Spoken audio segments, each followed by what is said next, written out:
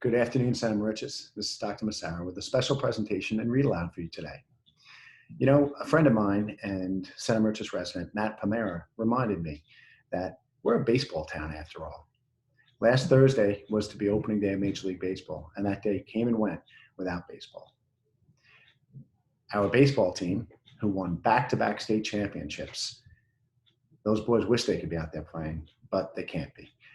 So since we can't have baseball, I thought perhaps maybe I'd try to bring baseball to us for a little bit.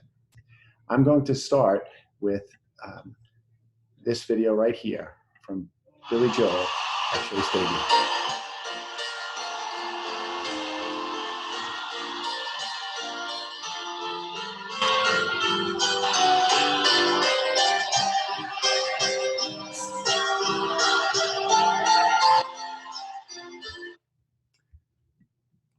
I hope that sets the tone a little bit. And now what I'm going to do is I'm going to do a read aloud of Casey at the Bat. And Casey at the Bat is a favorite that was written in 1889. This particular version has been in our library.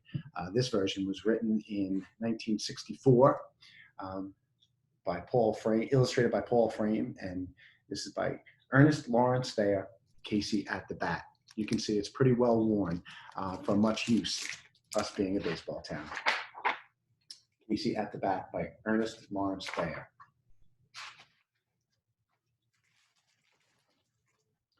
It looked extremely rocky for the Mudville Nine that day. The score stood 2-4, but one inning left to play. So when Cooney died at second and Burroughs did the same, a pallor wreathed the features of the patrons of the game. A straggling few got up to go, leaving there the rest, with that hope which springs eternal within the human breast.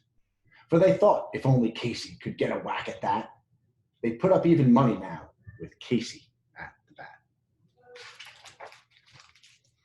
But Flynn preceded Casey, and likewise so did Blake, and the former was a puddin', and the latter was a fake. So on that stricken multitude a death-like silence sat, for there seemed but little chance of Casey getting to the bat. But Flynn let drive a single on the wonderment of all, and the much despised Blakely tore the cover off the ball. And when the dust had lifted and they saw what had occurred, there was Blakely safe at second, and Flynn a hug in third. Then from the gladdened multitude went up a joyous yell. It rumbled in the mountaintops, it rattled in the dell.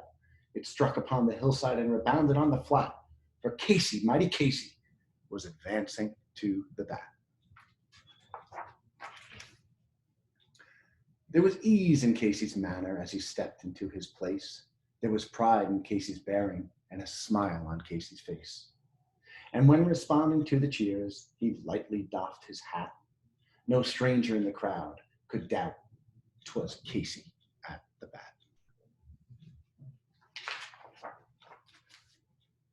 10,000 eyes were on him as he rubbed his hands with dirt. 5,000 tongues applauded when he wiped them on his shirt. Then when the writhing pitcher ground the ball into his hip, defiance gleamed from Casey's eye. A sneer curled Casey's lip. And now the leather-covered sphere came hurtling through the air, and Casey stood a-watching it in haughty grandeur there. Close by the sturdy batsman, the ball unheeded sped. That ain't my style, said Casey. Strike one, the umpire said. From the benches black with people, there went up a muffled roar, like the beating of the storm waves on the stern and distant shore. Kill him, kill the umpire, shouted someone on the stand, and it's likely they'd have killed him had not Casey raised his hand. With a smile of Christian charity, great Casey's visage shone. He stilled the rising tumult. He made the game go on. He signaled to the pitcher, and once more the spheroid flew, but Casey still ignored it, and the umpire said, strike two. Fraud, cried the maddened thousands, and the echo answered, fraud. But one scornful look from Casey, and the audience was awed. They saw his face grow stern and cold. They saw his muscles strain. And he knew that Casey wouldn't let that ball go by again. The sneer is gone from Casey's lips. His teeth are clenched in hate. He pounds with cruel vengeance, his bat upon the plate. And now the pitcher holds the ball, and now he lets it go. And now the air is shattered by the force of Casey's blow. Oh, somewhere in this favored land, the sun is shining bright. The band is playing somewhere, and somewhere hearts are light. And somewhere men are laughing, and somewhere children shout. But there is no joy in Mudville.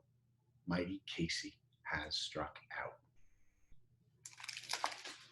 So that's a favorite for many, many years. And I hope that this brings a little bit of baseball into your lives, something that's surely missing. But I do want to offer, again, our congratulations to our fantastic baseball team. We hope that we get to see you playing real soon. Thank you. Have a great weekend.